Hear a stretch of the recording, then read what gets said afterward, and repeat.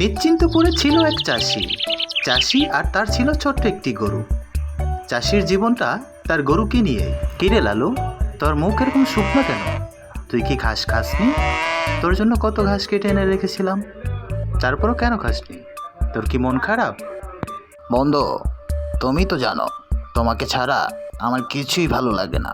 তুমি আমাকে ছেড়ে কোথায় চলে গিয়েছিলে?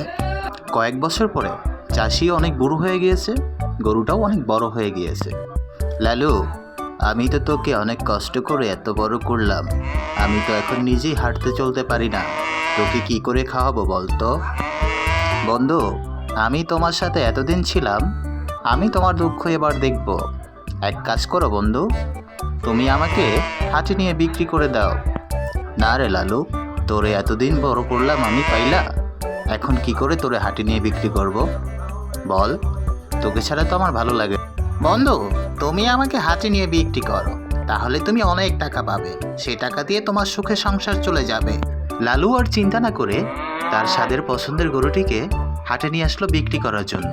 হাটের অপর প্রান্তে আরও গরু বেচাকিনি হইতেছিল। সেখানে অনেক বড় একটি গরু বিক্রি হলো মাত্র।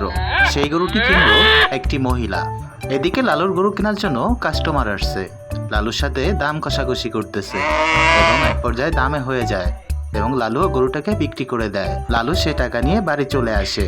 লালু গরু বিক্রি করে সে অনেক টাকা পায়, সেই টাকা দিয়ে নতুন বাড়ি বানায়, সুখে শান্তিতে জীবন কাটায়।